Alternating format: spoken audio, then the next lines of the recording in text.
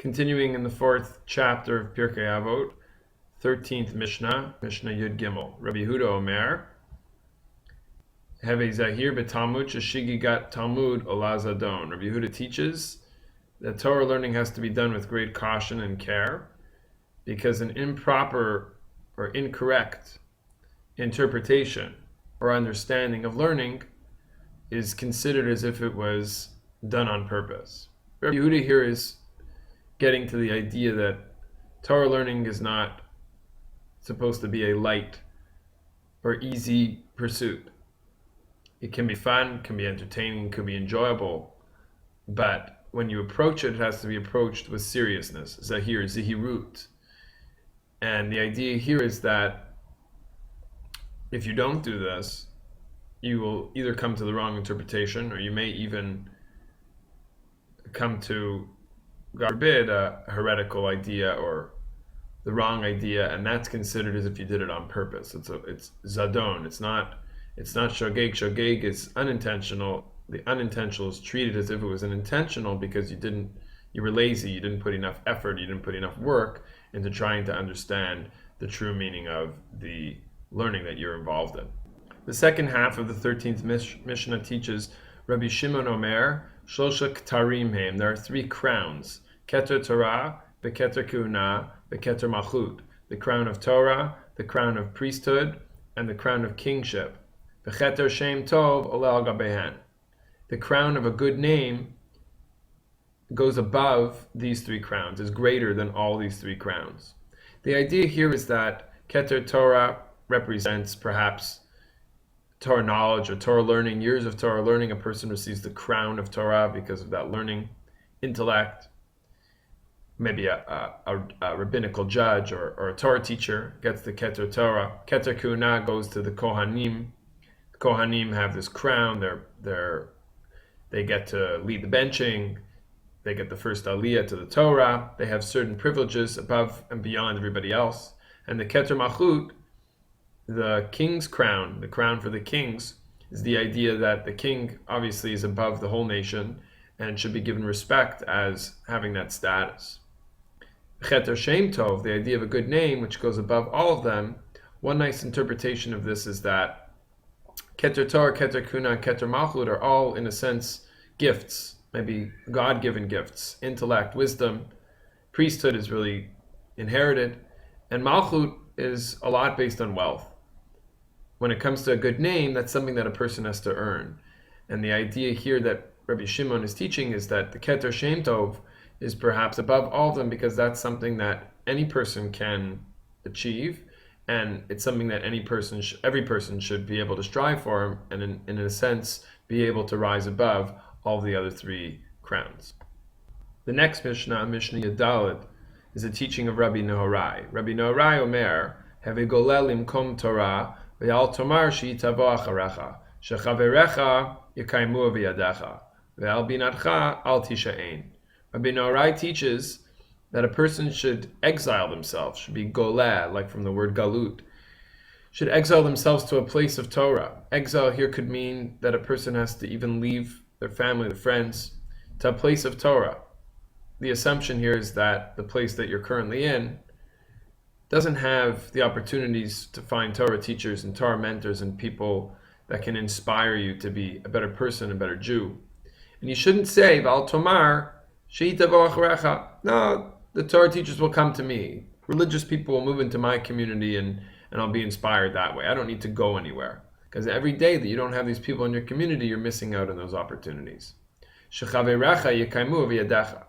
This three words goes back to the beginning of the Mishnah, that your friends, your colleagues, the people that you surround yourself with or you find in your community, those are the people that are going to ultimately inspire you. Those are the people that are ultimately going to give you the ability to continue your religious growth. You shouldn't just rely on your ability to just learn on your own. This is a pasuk from based on Mishlei, and the idea here is the wisdom that a person shouldn't just say, "Oh, I can do it on my own. I can learn on my own. I can understand on my own. I'll be able to come up with all the conclusions on my own." It's always more helpful to have chavrusas, to have teachers, to have people that can guide you and show you the way, and people that can inspire you to be better than you are. The next Mishnah is Mishnah Tervav. Rabbi Yanai Omer, in biyadenu lo mishalvar reshaim, v'af lo meyisurei hatzadikim.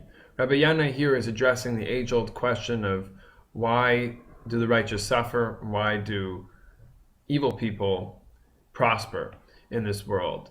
Ein biyadenu, we don't understand. We don't have the ability. We don't have it in our hands. Lo mishalvat reshaim, from the tranquility, from the peace of the evil people while they live their lives here in this world, and not even from v'af lo meyisurei hatzadikim, from the suffering of the righteous. One of the classic explanations, even though it is beyond our understanding why the righteous suffer, is that the Gemara teaches us that the rewards for a person's deeds in this world are not granted to them until Olam Haba.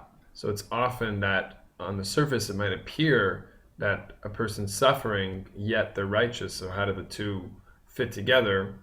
But what we're being asked to believe in and appreciate is that the deeds that we're doing will be answered and will be far more greatly rewarded in Olam Haba. Whereas the Rishaim, who have very few good deeds, their good deeds are kind of wasted on the world that's here, the Olam Hazeh, and their great sins, their evil deeds, are carried over into Olam Haba, and that will be the time when the punishment will arrive. Second half of the Mishnah, Rabbi Matya ben Charash, Rabbi Matya ben Charash teaches, have a makdim bishlom kol adam. Person should not just say hello, not just say shalom to every person that they greet, but makdim bishalom. Makdim means say hello before they say hello. Say good morning before they're even able to say good morning. The idea here is about not even Jew to Jew. This is just people that you see on the street. Basic human respect and human interaction. That a person sees somebody else, you should say hello to them. How are you? It's an important lesson, and the Gemara teaches about Rabbi Yochanan that he was praised because nobody was ever able to say hello to him before he was able to say hello to them. Beheve zanav larayot. You should be a tail to the lions, v'alti rosh hashualim, and don't be a leader for the foxes. Here it's the mashal of the lion and the foxes. The tail is idea of a follower. A person should rather be a follower to great righteous people rather than being a leader for foxes, for people that are perhaps of lower spiritual state. And the emphasis here is on the benefit of being a follower of righteous people will ultimately be of greater benefit, of greater gain, spiritual gain, than of being a leader of lower people who may be to your spiritual detriment.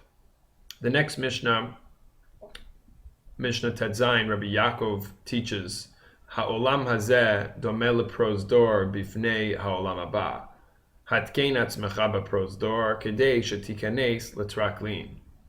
In some ways, this might be a continuation of Rabbi Yanai's statement that this world is really just a lobby, a prosdor, a passageway.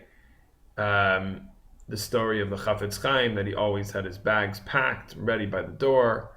People asked him, where are you going? He saw this world as temporary, as just a pathway. Bifnei olam haba. Olam haba, the eternal world, the world of great reward. So olam hazeh, the world that we live in here, is just preparation. It's just getting us ready. And that's what Rabbi Yaakov teaches at the end. Hatkein atzmecha beprosdor. Prepare yourself in the lobby, in the waiting room, kedei shetikanes letraklin, so that when you're ready at the end of the waiting time, which is the time we're in this world, you'll be able to enter into the traklin, which is the palace, which is here the analogy or the metaphor for olam haba. The next Mishnah, which is also a statement of Rabbi Yaakov, hu haya omer, yafeh sha'achad b'tshuva u'masim tovim ba'olam hazeh mikol chayei ha'olam haba. ויפה שעה אחת של קורת רוח בעולם הבא מכל חיי העולם הזה.